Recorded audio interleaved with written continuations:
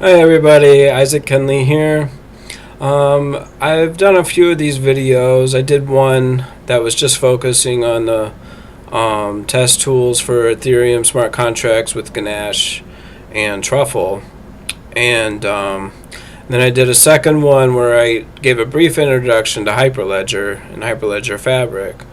Well, today I'm going to go more in depth and include some of the other tools that you're going to need to run your own private blockchain. This is not running, you're making your own currency or anything like that.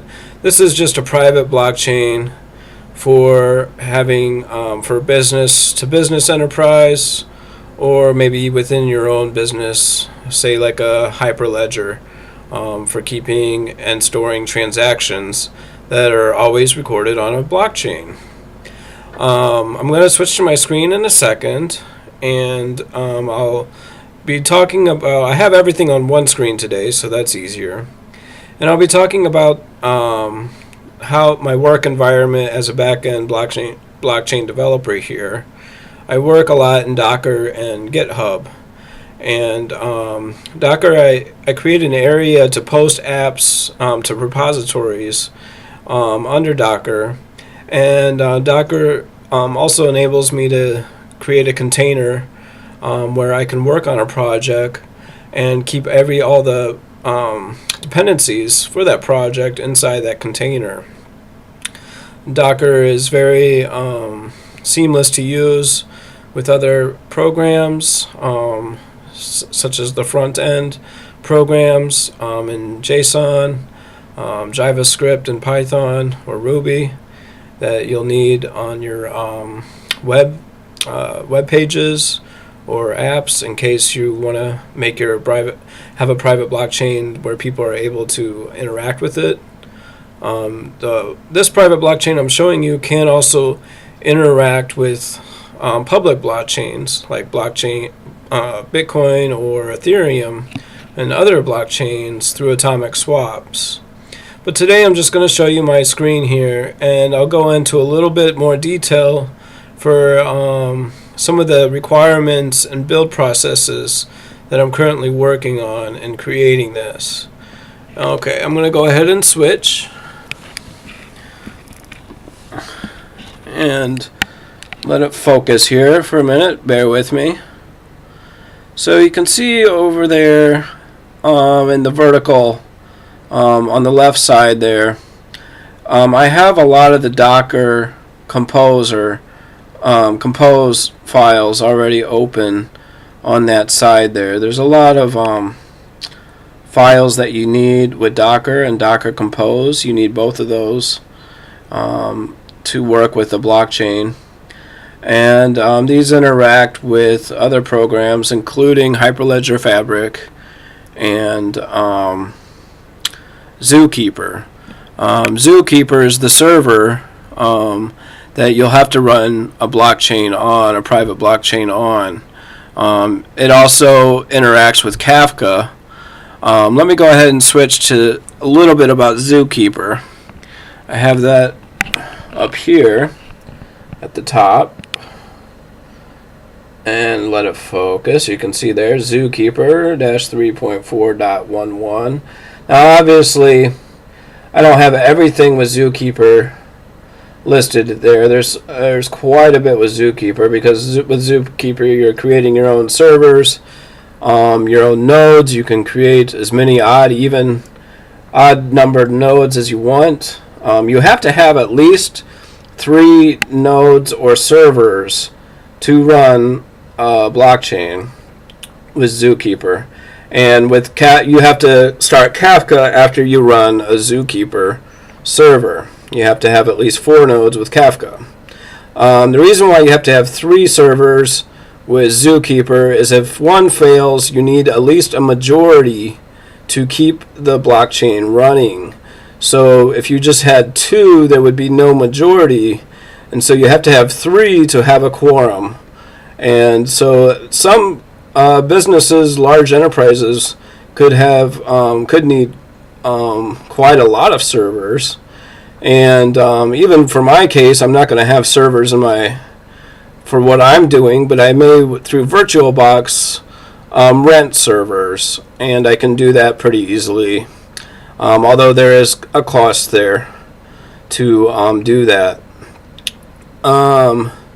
So you can see with Zookeeper, it interacts with Java. It's mostly written in Java, and there's bash scripts, and of course it has to connect to ports to be able to run the server on. There's a lot of configuration in there. I'm not going to go through that. I'm going to go down just a little bit, and you can see there all the bash scripts that you have to run with Hyperledger Fabric just to connect with all of the different programs to be able to run a blockchain. There's Hyperledger Composer, there's Hyperledger Cello, there's Fabric samples, there's the Fabric Docker image that it has to connect to, and the client, Fabric client. It has to connect to Node.js and a Node query. There's a whole Java or Node software development kit that also goes with that. And then there's a channel, a key value store, a user, event hub. All these things are within Hyperledger Fabric. There you can see in the second box there. And then below that, another tool is GoVendor.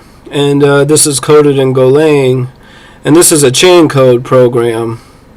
And this is needed to connect with your more front-end apps, but also to run the GoPath directories that connect with the blockchain and with any front-end apps that may need to be written in Go. And then at the top over here, let it focus for a second. Bear with me. I have the Composer. This is the Hyperledger Composer. And these are interaction tools with Hyperledger Fabric. So I'll also need that. And then at the bottom you can see a configuration file I have for Windows. I'll let this focus too. Whoa. Remember from past videos I'm dyslexic. So that's this is a building the Windows binary installation script directions that I have. So that way, if you wanted to run all this on Windows, you could. If you wanted to run Docker and all of that on Windows. This is a lot of the back-end things that you're going to need to have to be able to run your own blockchain. And they can connect through, all of these can connect through WordPress, Go apps, other apps, other ports, and other front-end apps that you may need. This also can connect with your smart contracts that you're writing, and they're connected through Web3 libraries, the JSON configuration and package files, and Node.js. And then, of course, you can publish the public. After you do an atomic swap with your private blockchain, you can publish that to Geth or to the Bitcoin channel or the Bitcoin blockchain. Now, why would you want all this private blockchain? Well, it's privacy. All of these files and Docker files and Docker containers are private, and they connect with Zookeeper, which is on private servers and different nodes. So you have your own Quorem, and this Quorem is private. This is on your own servers, and you can connect it with another business, and they can have their own nodes, and you can have private interactions on a blockchain between businesses, and none of that's public. But then you can also have a final smart contract that contains the hash sequences that is published to the blockchain, so there is a public record of your transactions. But you can also keep a lot of your transactions on Zookeeper and with Kafka private. Zookeeper is very compatible with SHA-256 and other blockchain integrations and migrations. All of this is very This is also able to be migrated from legacy systems. In case you have legacy systems, all of this can be migrated over from your legacy systems, whether it be a .NET framework or other frameworks that you're used to using. Anyway, if you have any questions, leave a comment, or I'll also leave my email address.